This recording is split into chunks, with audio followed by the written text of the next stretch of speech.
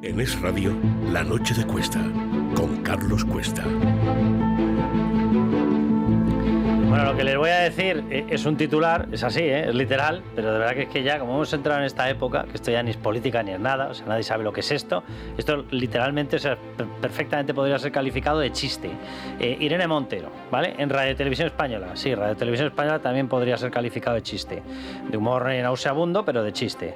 Bien, según Irene Montero, ha dicho ella, los precios bajaron con Podemos.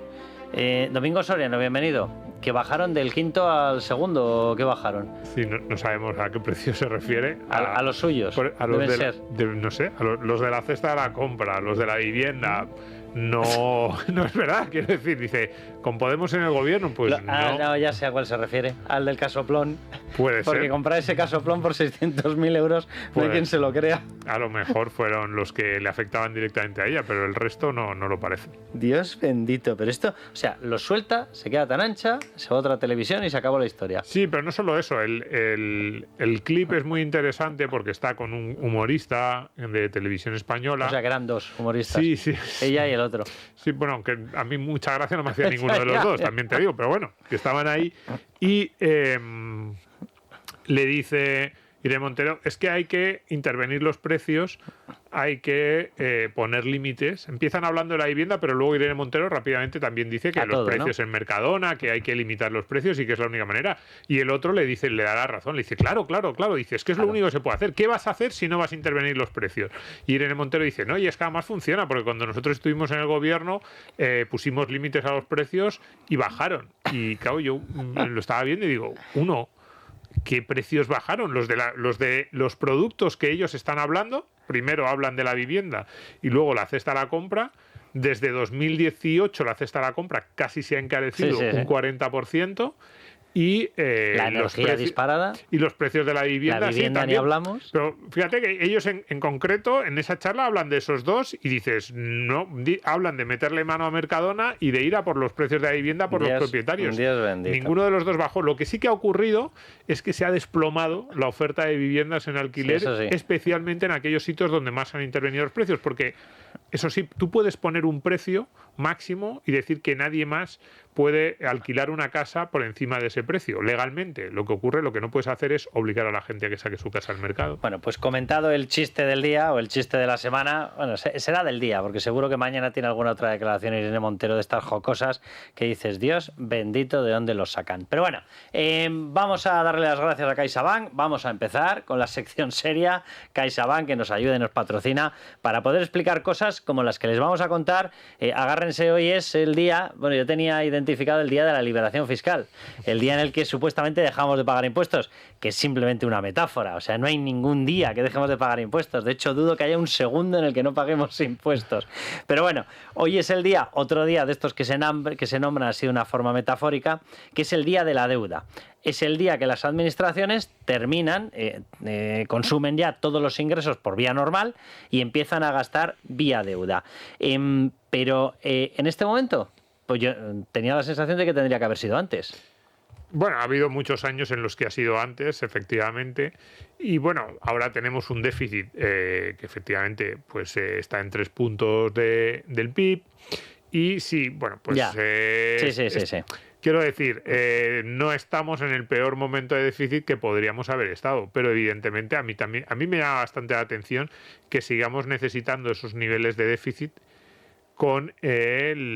después de estos 10 últimos, después del saqueo fiscal y después de 10 años en los que ya se supone que acabó el periodo recesivo más importante, en realidad más bien 11-12 años, después de la gran recesión, de la explosión de la burbuja inmobiliaria y del colapso de la economía española entre 2008 y 2012. 2013. Oye, estaríamos en el 101,8% del PIB, lo cual nos situaría en cabeza en estos momentos de los grandes países, de las grandes economías europeas.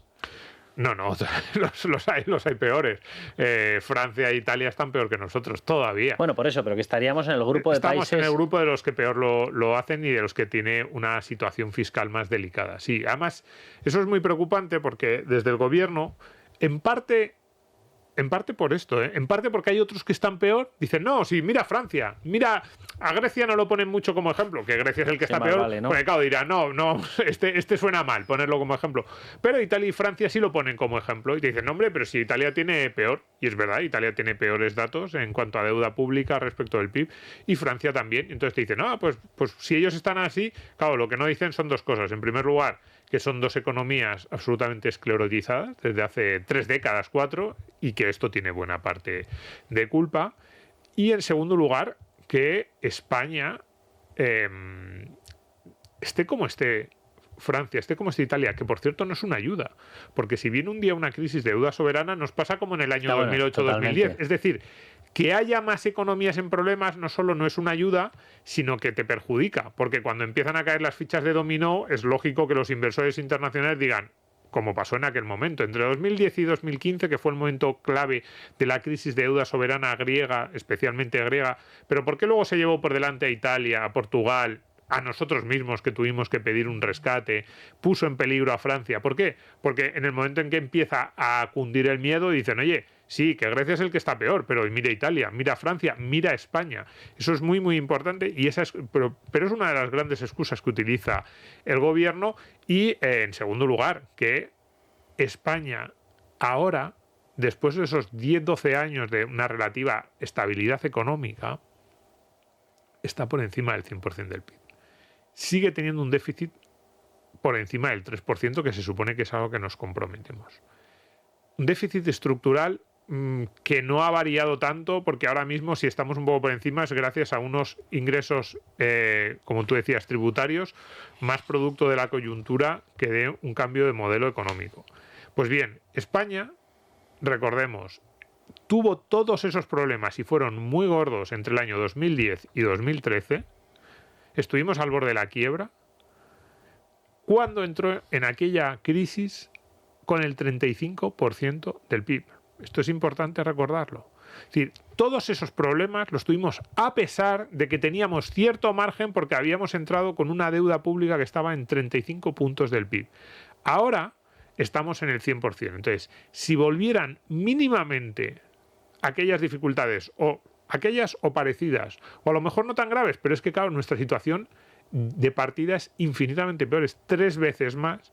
Imaginémonos a lo que nos enfrentaríamos. Y claro, yo estoy convencido de que el ministro Cuerpo, la ministra Calviño, que ya no está, también Pedro Sánchez, evidentemente, pero que si ellos se van ahora y dentro de 4 años, 5 años, España tiene un problema, una crisis de deuda soberana, afronta una situación similar a la que afrontamos, ellos pondrían cara de, oye, a mí no me mires, mientras yo fui ministro esto no pasó. Ya. Pero ahora, no, es que es muy irresponsable lo que se está haciendo con el tema de la deuda pública y el déficit en España, porque estamos aprovechando una coyuntura de relativa tranquilidad en los mercados de renta fija para no hacer ningún tipo de ajuste en el gasto, cargarlo todo, como tú decías, por la vía de los ingresos.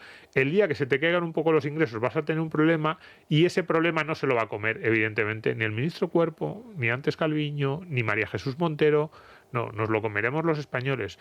Y no estamos haciendo los deberes. Y fíjate, ya ni siquiera este gobierno, tampoco el anterior, pero desde luego este gobierno, que ya lleva 8 años, no estamos haciendo nada para intentar llegar a la próxima vez que haya problemas, y habrá problemas, en una situación de algo más de tranquilidad, algo más de margen. No tenemos ningún margen. Para mí ese es el gran mensaje que hoy podemos tener este día de la deuda. Bueno, fíjate mucho cuidado, no tenemos margen público y realmente nos estamos cargando el margen privado, porque dices, oye, si en un momento dado tienes que tirar de ahorros privados, bueno, los ahorros privados están tiritando, o si tienes que tirar de la capacidad de recaudación de familias y empresas, la capacidad de recaudación de familias y empresas está exhausta. O sea, es que ya lo siguiente que nos pueden quitar son los calcetines. Y leo otro titular: la presión fiscal en España creció desde 2010, ya llevamos tiempo, más del doble que en la OCDE y el triple desde el 2000. Vamos, que somos los saqueados oficiales de todo el mundo avanzado, del mundo industrializado. Sí, efectivamente. Más que los... O sea, somos... Fíjate, dices, los saqueados del mundo avanzado. Y digo, bueno, relativamente, porque si nos está escuchando un francés dirá, levantará la mano y dirá que yo estoy aquí. Pero sí, los que sí somos, porque ellos todavía pagan impuestos más altos que nosotros, pero lo que sí que es verdad es que somos el país rico que digamos, ¿cómo le dirías? Que menos se ha planteado otro tipo de herramientas de ajuste en este periodo amplio de... Bueno, y desde luego que más poder adquisitivo ha perdido durante ese periodo, porque los franceses siempre han tenido un sistema fiscal más alto, han tenido más bienes públicos, han tenido más... Bueno, eso es otro esquema. Nosotros veníamos acostumbrados a un esquema en el que podías tener una cierta capacidad de poder adquisitivo privado. La estamos perdiendo. Sí, por completo. No, a ver, cuidado, que los franceses, cuando yo digo que los franceses podrían quejarse, lo que digo es, ellos todavía peor que nosotros y con muchos matices, esto de, bueno, ¿quién está peor o mejor? Los franceses, los italianos, nosotros, yo siempre pongo a los mismos porque es que es verdad, tenemos economías muy similares y con problemas muy parecidos. Pero fíjate, no, lo que yo quiero decir es que en otros países, incluido Francia, incluido Italia, que tienen problemas brutales de gasto público, de deuda pública, de déficit, que no han hecho apenas ajuste, pero en otros países algo sí se ha intentado por el lado del gasto público o por el lado del con algún tipo de control fiscal presupuestario. En España no se ha intentado siquiera. Es decir, si nosotros vemos una mirada desde arriba, ¿no? Ya ni siquiera este último trimestre, este último año, sino vemos los últimos 20 años. ¿Qué ha ocurrido en general en las grandes economías europeas? Pues han sido años de enorme estancamiento económico, parálisis, poquísima innovación, nos están adelantando por todos lados los países de las demás regiones, Estados Unidos ya ni lo vemos, incluso países que hace tiempo pues hubiéramos pensado que eran mucho más pobres que nosotros y que los teníamos, que siempre los íbamos a ver así, como países más pobres que nosotros, nos están alcanzando o superando. Y básicamente esto ha sido porque los grandes estados europeos tenían unas enormes estructuras de gasto que tenían que financiar y que soportaban las espaldas de sus contribuyentes. Pues bien, esto es así, en los últimos 20 años es algo estructural en toda Europa, pero dentro de eso, claro, llega la crisis de deuda soberana de la que hablábamos antes, 2008-2010, que se prolonga hasta 2015, y los estados europeos empiezan a decir, oye, algo tenemos que hacer. Unos empiezan a hacer unas pequeñas reformas en Italia, poquito, pero algo intentan. Hay otros que dicen, oye, vamos a intentar ajustar el gasto público. Los franceses, que tienen un gasto público disparatado, pero algo han hecho.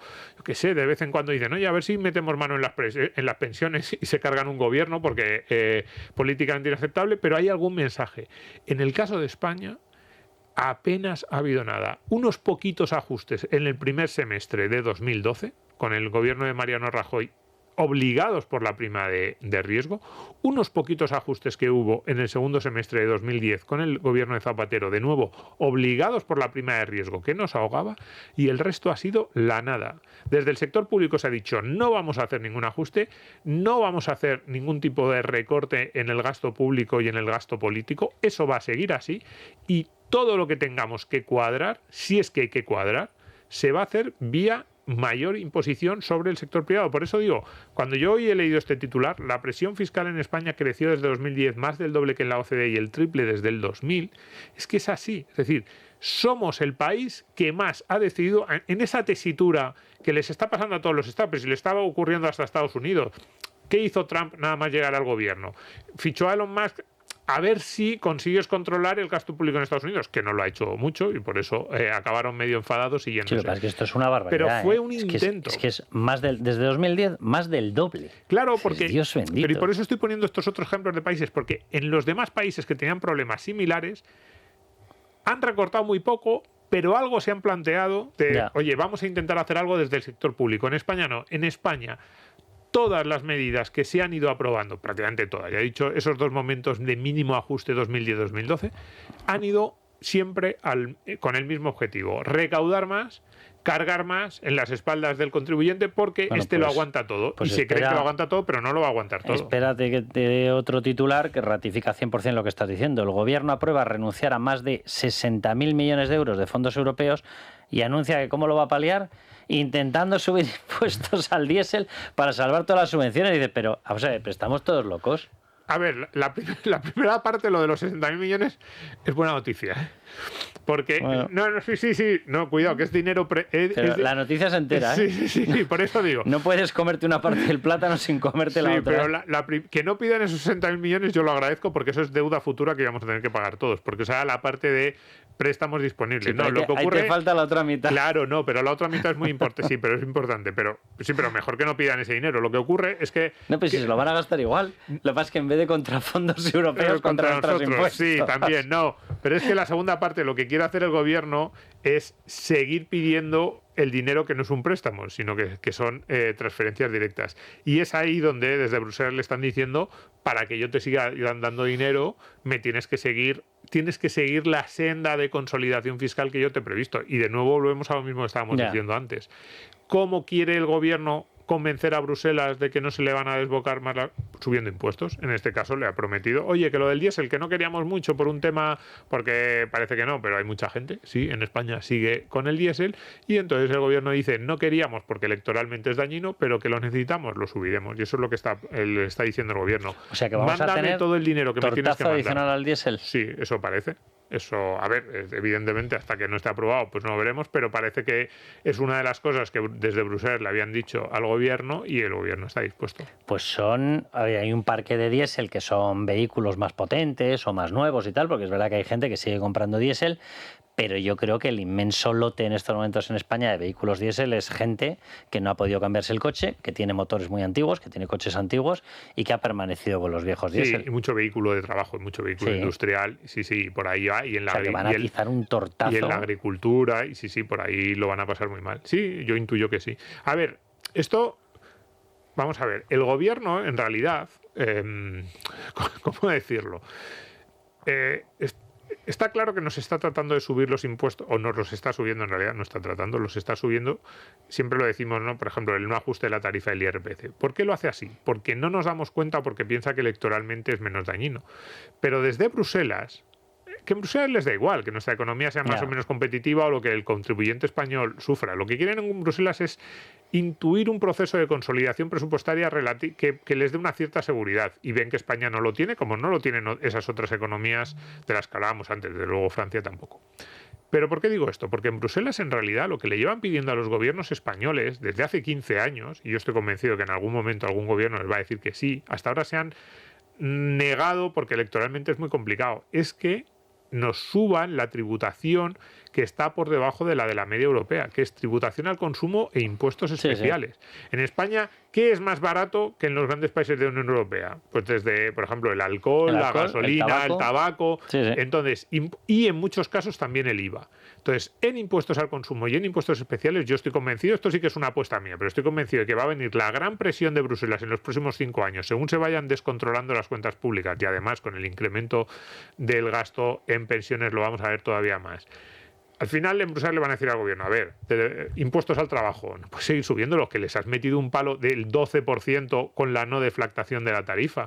Cotizaciones sociales, que está subiendo, hay 3 nuevos impuestos ligados a la seguridad social, que no son cotizaciones, son impuestos, pero que son 3 nuevos impuestos al trabajo. Entonces, yo estoy convencido de que ese mensaje que llega constantemente desde Bruselas, donde tiene margen España, que yo les diría a los de Bruselas, margen, me acuerdo final, yo de sus parientes, ¿no? Pero tu poder adquisitivo, o sea, tú tienes una bolsa de ingresos de la cual te quitan ya directamente con las retenciones la parte de IRPF, te quitan la parte de cotizaciones y luego de lo que te queda tienes que pagar los productos que compras más la carga de los impuestos indirectos, el IVA, impuestos al consumo y demás, o sea, impuestos especiales y demás.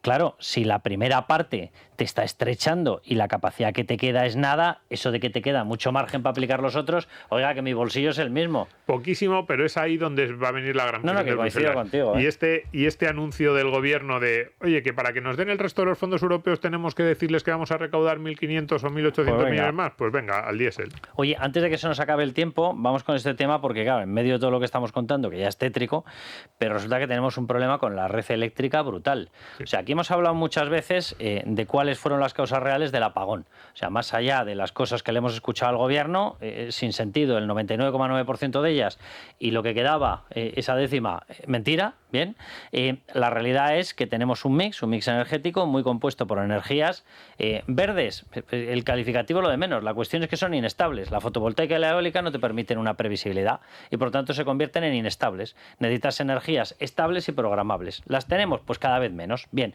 pero ese es el primero de nuestros grandísimos problemas. El segundo es la red. Es decir, tenemos una red con un déficit de inversión brutal. Y en España, pues cada vez hay más gente, cada vez se vive más, cada vez hay más centros de datos, cada vez hay más consumo y por lo tanto necesitas enviar a través de la red más energía. Si no has invertido, la red cada vez está peor. Sí, y debería haber más. Esto lo comentábamos hace unas semanas. Probablemente una de las grandes oportunidades que tendría España en esta nueva economía es el tema de los centros de datos. Nosotros tenemos mucho espacio disponible, somos un país muy, muy peculiar en la densidad de población, tenemos algunas de las ciudades más densas de población, algunas de las zonas con más densidad de población de Europa y al mismo tiempo mucho terreno vacío, con lo cual ahí podríamos aprovechar. No creo que lo hagamos, en parte por esto. Fíjate, esto es un artículo en El Confidencial, un reportaje que dice: la batalla por el enchufe, la red eléctrica no aguanta más y ahoga la revolución verde. Fíjate, la red de distribución eléctrica española se enfrenta a un colapso por una saturación de sus accesos. Para mí, fíjate que la revolución verde es lo que menos me importa, pero la parte que sí me importa es el desarrollo de la sociedad de la información. Si nos quedamos fuera de eso, estamos fuera del mundo. Pero es que la sociedad de información... Y es una industria altamente consumidora de energía. Y no solo eso. O sea, eso es oportunidad perdida, que yo estoy convencido que la vamos a perder y que vamos a dejar pasar muchas buenas inversiones que verían nuestro país como su primera opción en Europa, por muchas de las cosas que decía antes, en parte por esto. Pero es que ya estamos poniendo en peligro incluso la conexión. Fíjate lo que dice el Confidencial, dice: estado de colapso con más del 80% de sus accesos saturados. Embudo en el último segmento de transporte de energía hacia los usuarios finales. Dice, la situación se agrava por el boom de las energías renovables que han incrementado de forma exponencial las demandas de conexión, con 23.000 megavatios adicionales aprobados en proyectos. Es decir, lo que tienes es muchísima inseguridad jurídica. Porque claro, dices, ¿por qué no se invierte? Porque alguien podría pensar, hombre, si tienes esas nuevas posibilidades, tanto desde el punto de vista de la generación con las renovables, como desde el punto de vista de esos nuevos negocios que podrían... En Estados Unidos se están gastando auténticas millonadas. Las inversiones de las tecnológicas de Estados Unidos en centros de datos son brutales. Pues dices, ¿por qué no se invierte? Tienes una enorme inseguridad jurídica. ¿Quién va a invertir en el sector energético? O sea, si tú tuvieras dinero en España, si tú fueras un gran inversor, ¿te parecería que el sector energético español es el que te asegura mejores rentabilidades con seguridad a los 15, 20, 25, 30 años que necesitas como plazo de inversión, plazo de amortización? Pues probablemente no. Eso es lo que estamos viendo. Y a toda esa inseguridad y a todo ese riesgo, porque encima tú has potenciado que haya cada vez más capacidad instalada, pero no te has asegurado de que haya a esa capacidad instalada vaya unido a una red de distribución más equilibrada ante esa nueva capacidad. A todo eso le añades que le estás diciendo a la tecnología más estable, que te aporta más estabilidad al sistema, probablemente os cierre. Bueno, pues vamos a darle las gracias a CaixaBank por patrocinarnos, por patrocinar esta sección, porque con el panorama que se nos va a quedar vamos a tener menos poder adquisitivo, precios más altos, impuestos más altos y una porquería de sistema energético. Eso sí. No tendremos que gastar vamos porque a ahorrar en luz. Ahí vamos a ahorrar. Hoy miles de personas ya se imaginan en su nueva casa. Y en CaixaBank estamos a su lado y al tuyo con la financiación que necesitas. Simplificando la búsqueda de tu hogar a través del nuevo portal inmobiliario Facilité a Casa. Porque queremos acompañarte día a día. CaixaBank, tú y yo, nosotros. Infórmate en caixabank.es. Bueno, pues nada, que les dejamos lectura recomendada para lo que queda de noche o para mañana, para la gente de izquierdas, esa sentencia del Tribunal Supremo sobre Álvaro García Ortiz. ¿Quién decía que no había pruebas? Y mensaje patrocinado también para esa misma gente. De lo que estábamos hablando antes, si tenemos un sistema impositivo de inseguridad fiscal y energético que está expulsando inversiones, luego váyanse ustedes a quejarse al maestro armero de es que los sueldos no son lo suficientemente altos. Claro, cuando te quedas fuera de las empresas punteras, lo que tienes son sueldos no punteros. Muy bien, esto es lo que nos está pasando. Le dan las gracias a Pedro Sánchez, de mi parte casi que no. Bueno, que les dejamos, mañana aquí seguiremos, les esperamos a todos. Viva España y viva la libertad.